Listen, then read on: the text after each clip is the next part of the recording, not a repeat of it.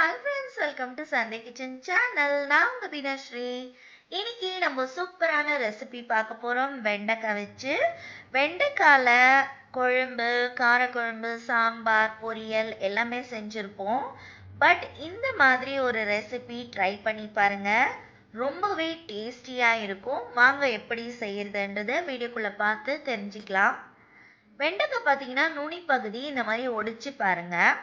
உடைஞ்சதுன்னா எலுசா இருக்குன்றது. இப்போ எலுசா இருக்கிற வெண்டைக்காவை வாங்கி நல்லா வாஷ் பண்ணிட்டு தண்ணி இல்லாமல் தொடச்சிடுங்க. தொடச்சதுக்கு அப்புறமா இந்த மாதிரி 4 பீஸாக இப்படி கட் பண்ணிக்கலாம்.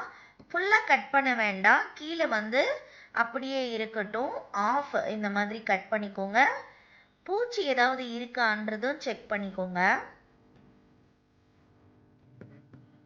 நம்ம என்னதான் வேற வேற ஸ்நாக்ஸ் இப்போ வந்திருக்கிற ஸ்நாக்ஸ் சாப்பிட்டா கூட இந்த பஜ்ஜி போண்டா இல்லாம கிடையாது. அந்த அளவுக்கு பேர் இருக்கு பாருங்க. இந்த மாதிரி பூச்சி எல்லாம் இல்லாம நீட்டா இருக்கான்னு செக் பண்ணிட்டு இந்த மாதிரி நீல வாக்குல கட் பண்ணிக்கோங்க. இப்போ இதுக்கு ஒரு பேட்டர் ரெடி பண்ணிக்கலாம். ஒரு மிக்சிங் பவுல்ல கடலை மாவு சேர்த்துக்கிறேன். கடலை மாவு சேர்த்ததுமே கொஞ்சமாக கரம் மசாலா, மிளகாய் தூள், அதுக்கப்புறமா கொஞ்சம் சோடா சேர்த்துக்கிறேன்.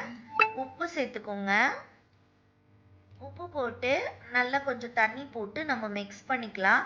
தேவைப்பட்டால் ஓமம் கூட நீங்கள் சேர்த்துக்கலாம். நல்லா ஒரு பேட்டர் ரெடி பண்ணிட்டு கொஞ்சம் கொஞ்சமாக தண்ணி சேர்த்து மிக்ஸ் பண்ணிக்கோங்க. பசங்களுக்கு ஈவினிங் டைம் ஸ்கூல்லேருந்து வராங்கன்னா அவங்களுக்கு ஸ்நாக்ஸ் பண்ணி கொடுக்கலாம். இல்லைனா இமீடியட்டாக உங்களுக்கு வெண்டைக்காய் இருந்தாக்கா நீங்கள் சைட் டிஷ் இந்த மாதிரி ப்ரிப்பேர் பண்ணிடலாம். ரொம்பவே டேஸ்டியாக இருக்கும். ப்ளஸ் நம்ம வெஜிடபிளில் செய்கிறதுனால நல்லா ஹெல்த்தியும் கூட. இப்போ பேட்டர் ரெடி ஆயிடுச்சு. இப்போ இதை நான் ஒரு கிளாஸுக்கு மாற்றிடுறேன். ஏன்னா நம்ம டிப் பண்ணி போடுறதுக்கு ரொம்பவே ஈஸியாக இருக்கும். நம்ம மிக்சிங் பவுலில் அகலமாக இருக்கிறதுனால நம்ம ஃபுல்லாக இது பண்ணணும். இந்த மாதிரி இருந்தாக்கா நல்லா நம்ம டிப் பண்ணுறதுக்கு ஈஸியாக இருக்கும். நான் உங்களுக்கு காட்டுற பாருங்க. இந்த மாதிரி ஒரு கிளாஸில் போட்டுருங்க. நம்ம கட் பண்ணி வச்சிருக்கிற வெண்டைக்காவை இதுக்குள்ளார நாங்கள் டிப் பண்ணலாம். இப்படி ஃபுல்லாக எல்லா சைடும் கோட் ஆகிற மாதிரி கொஞ்சம் அந்த நுனி பகுதியை ப்ரெஸ் பண்ணிக்கோங்க. அப்போ அங்கேயுமே ஃபுல்லாக மாவு வந்துடும். இப்போ நம்ம எண்ணெய் சுட பண்ணிக்கலாம். எண்ணெய் நல்லா சூடாயிடுச்சு.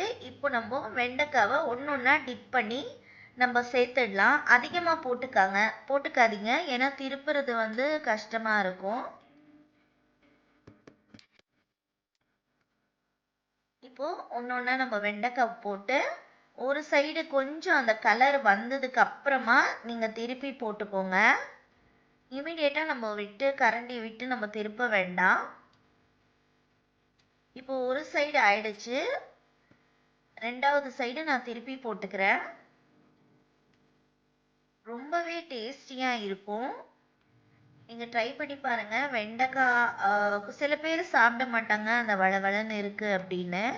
இந்த மாதிரி பஜ்ஜி செஞ்சு கொடுத்தீங்கன்னா இன்னும் வேணும்னு பசங்கள்லாம் சாப்பிடுவாங்க. ரொம்ப டேஸ்டியாகவும் இருக்கும். இப்போ பாருங்க, 2 சைடும் வெந்தாச்சு. நம்ம இதெல்லாம் எடுத்துடலாம். மேலெல்லாம் அந்த கிறிஸ்பியாக இருக்கும், உள்ளே சாஃப்டாக இருக்கும். ரொம்ப டேஸ்டியாக இருக்கும். கண்டிப்பாக ட்ரை பண்ணி பாருங்கள் வெண்டைக்காய் பஜ்ஜி. நீங்கள் என்னோட சேனலை ஃபஸ்ட் டைம் பார்க்குறீங்கன்னா please subscribe button, bell button ரெண்டுமே கிளிக் பண்ணிட்டு பாருங்கள். அப்போ தான் நான் எந்த வீடியோ போட்டாலும் உங்களுக்கு இமீடியட்டாக நோட்டிஃபிகேஷன் வந்துடும். நீங்கள் என்னோட சேனலில் வீடியோவை மிஸ் பண்ணாமையே பார்க்கலாம். இப்போ நான் டொமேட்டோ சாஸோட சர்வ் பண்ணியிருக்கேன். நீங்கள் க்ரீன் சட்னி கூட நீங்கள் சாப்பிட்டுக்கலாம். ரொம்பவே எம்மியாக இருக்கும். பிடிச்சிருந்தா லைக் பட்டனை கிளிக் பண்ணிக்கோங்க. இவ்வளோ நேரம் டைம் கொடுத்து பார்த்த உங்கள் எல்லாருக்குமே தேங்க்ஸ் ஃபார் வாட்சிங்.